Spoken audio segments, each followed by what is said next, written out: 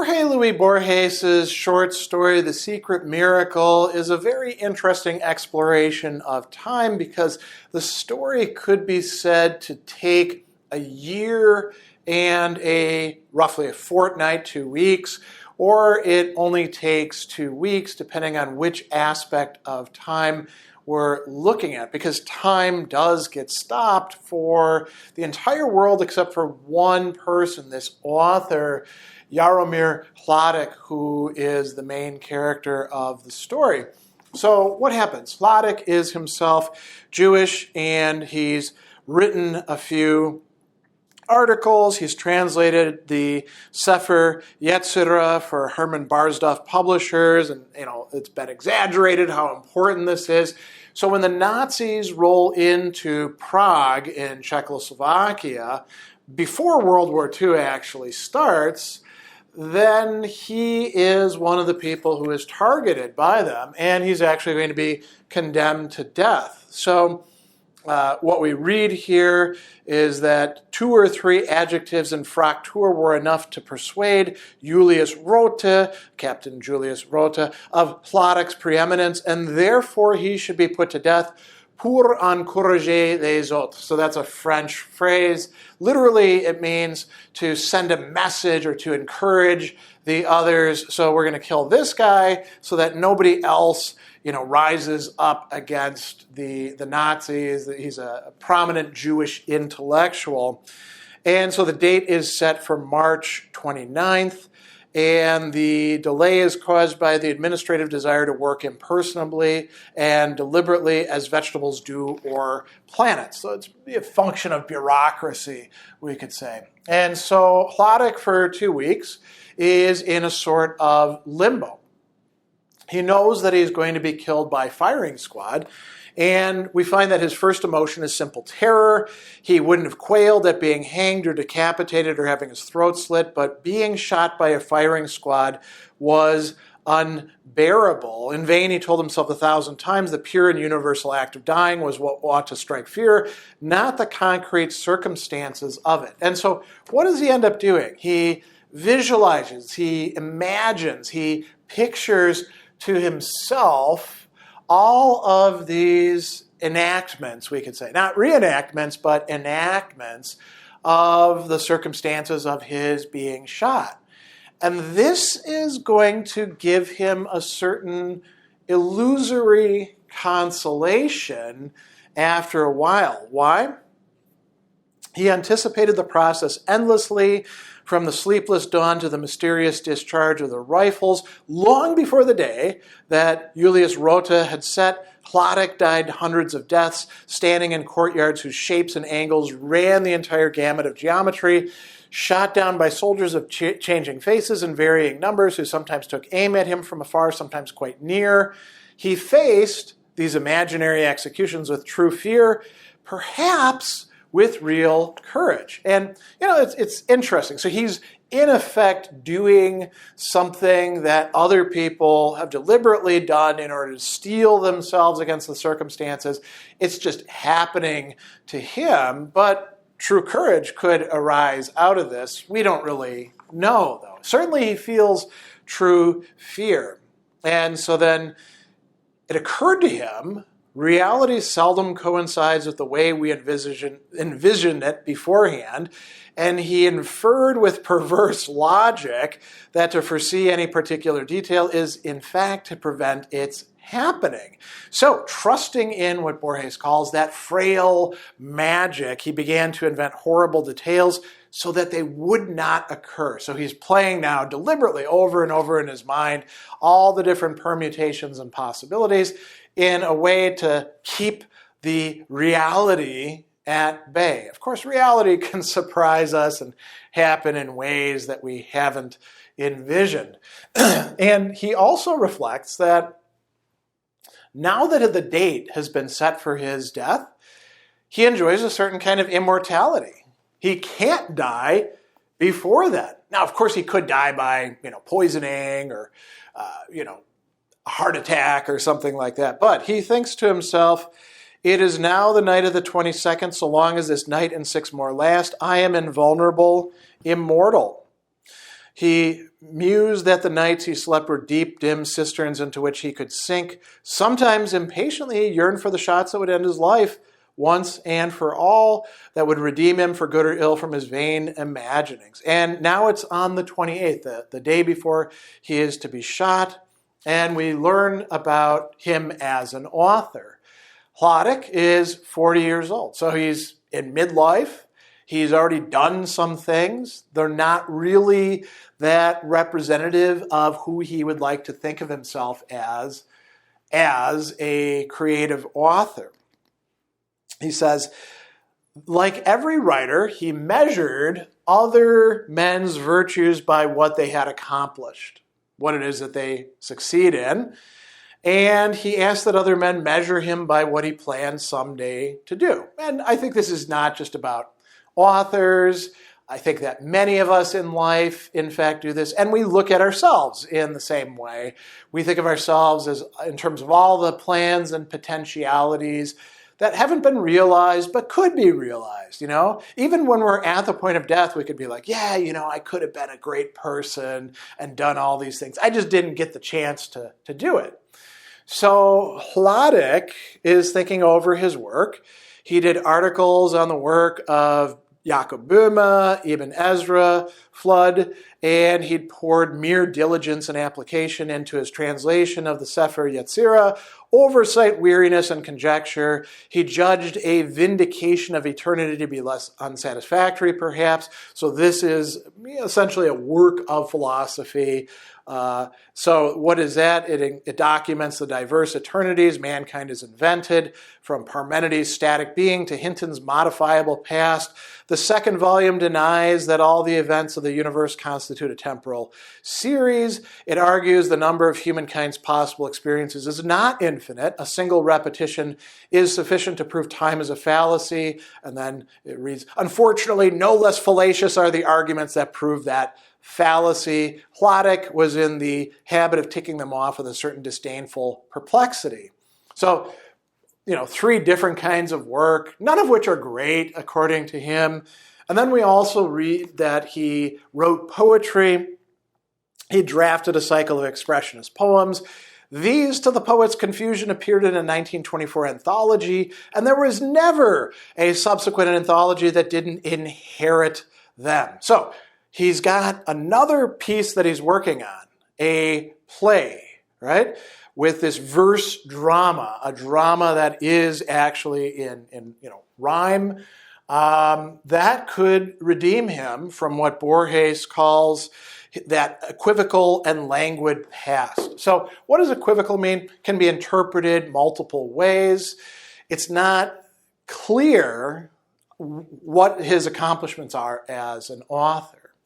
So the enemies is what he is working on, and he's been trying to redeem his life through that. And, what is the play like? We get a summary of it. It takes place in Hradčany in the library of Baron Römerstadt on one of the last evenings of the 19th century. In Act 1, Scene 1, a stranger pays a visit to Römerstadt. A clock strikes 7, vehemence of last sunlight exalts the window panes. Then there's the ecstatic notes of a familiar Hungarian melody. The visit is followed by others. The persons who come to importune Römerstadt are strangers to him, though he has the uneasy sense he's seen them before, perhaps in a dream. They all fawn on him, but it's first to the play's audience, then to the Baron himself, that they are secret enemies sworn to his destruction. So we've got a complicated plot already here. Römerstadt manages to check or fend off their complex intrigues. In the dialogue, they allude to his fiancée, Julia de Weidenau, and to one Jaroslav Kubin, who once importuned her with his love. Kubin is now gone mad and believes himself to be Römerstadt. The dangers mount. By the end of the second act, Römerstadt finds himself forced to kill one of the conspirators. Then the third and last act begins. And now here is where it becomes not just complex, but genuinely convoluted, turned in on itself and outward to the audience. We get something that is a late modernist kind of play. Little by little, incoherences multiply. Actors come on stage who had apparently been discarded from the plot. For one instant, the man that Rumerstadt killed returns. Someone points out the hour has grown no later. The clock strikes 7. Upon the high window panes, the western sunlight shimmers. The Hungarian melody floats on the air. The first interlocutor comes on stage again and repeats the same words he spoke in Act 1, Scene 1. Without the least surprise or astonishment, Rumerstadt talks with him. The audience realizes that Rumerstadt is the pitiable Yaroslav Kubin. The play has not taken place. It is the circular delirium that Kubin endlessly experiences and re-experiences. So, quite an interesting suggestion for how a play might be worked out. And we don't need the play because we've got the essential outlines of it here. It's unfinished. And it has a metrical nature. So this is going to give Hladík an opportunity for something. And we get this really interesting paragraph here. Hladík never asked himself whether this tragic comedy of errors was banal or admirable, carefully plotted or accidental. In the design I've outlined here, he intuitively hit on the best way of hiding his shortcomings and giving full play to his strengths. Now, isn't that so often what we do in writing, in whatever it is? We play to our strengths. We try to, put our weaknesses into the background. He's good at writing this kind of play. So that's what he's going to do. Because it's unfinished, you could say, well, how's he going to do that in his prison cell? It's in meter. It's in hexameters. So that allows him to keep it within his mind and to work on it. He'd finish the first act in one or another scene of the third. He could go over it continually, correcting the hexameters without a manuscript. It occurred to him he still had 2 acts to go, yet very soon he was to die. So he prays. He asks God for something. He says, if I do somehow exist, if I am not one of thy repetitions or errata, then I exist as the author of the enemies. You notice again, he's measuring himself by what he hasn't yet accomplished but hopes to accomplish. And he goes on and says, in order to complete that play which can justify me and justify thee, God, as well, I need 1 more year. Grant me those days, thou who art the centuries and time itself. And then he goes to sleep. And in his sleep, he has a dream. In the dream, he's in the Clementine Library. A librarian says, what are you looking for? And he says, I'm looking for God. And the librarian says, well, God is in one of the letters on one of the pages of one of the 4,000 volumes in the Clementine. My parents and my parents' parents searched for that letter. I have myself gone blind searching for it. And then what does he do? Hladík actually finds it in a returned atlas. He opens it at random, saw a map of India, suddenly certain. He touched one of the tiny letters, and a voice that was everywhere spoke to him, the time of your labor has been granted. And then he wakes up. And he thinks, the dreams of men belong to God, and Maimonides had written that the words of a dream, when they are very clear and distinct, and one cannot see who spoke them, are holy. So God has responded to him. How is this going to happen? How will the miracle take place? So he's brought out in front of the firing squad, and they give him a cigarette. He takes it out of courtesy or out of humility. Firing squad lines up, and the sergeant calls out the order to fire, and then the physical universe stopped. The weapons converged on Hladík, but the men who were to kill him were immobile. The sergeant's arms seemed to freeze, eternal as in an inconclusive gesture. A bee cast a motionless shadow, as though in a painting the wind had died. Hladík attempted to scream, a syllable, a twisting of a hand. He realized he was paralyzed. His first thoughts are, I am in hell, I am dead, and then I am mad, And then finally, he hits on the reality. Time has stopped. But has time stopped? It's stopped in the physical world. Time itself has not stopped for him in his mental life. And he doesn't know whether this is just for him or the other men in the firing squad.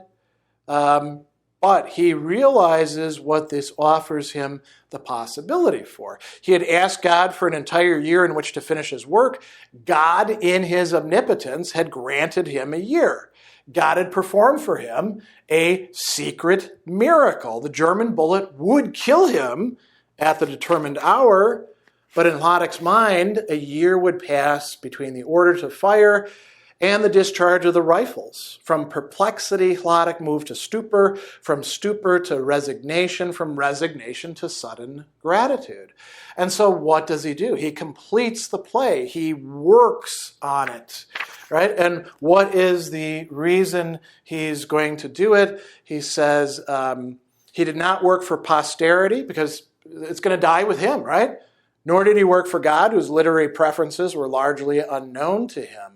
But he has the document in his memory. He had to learn each hexameter as he added it, and this imposed upon him a providential strictness, right? He painstakingly, motionlessly, secretly forged in time, what a great phrase, his grand, invisible labyrinth. A labyrinth being developed in verse in this subjective time that Hladík is living out in a year. And we find out he redid the third act twice. He struck out one and another obvious symbol, the repeated chimings of the clock, the music. No detail was irksome to him. He cut, condensed, expanded. In some cases, he decided the original version should stand. He came to love the courtyard.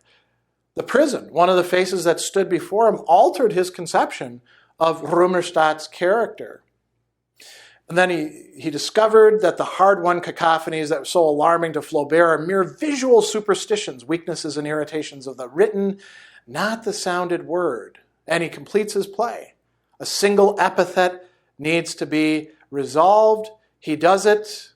He found it. The drop of water rolled down his cheek. He began to madden cry. He shook his head, and the fourfold volley felled him, and he dies on the 29th of March, having been granted the time and then having put in the work to complete his play, which he hopes will, in some sense, justify his life.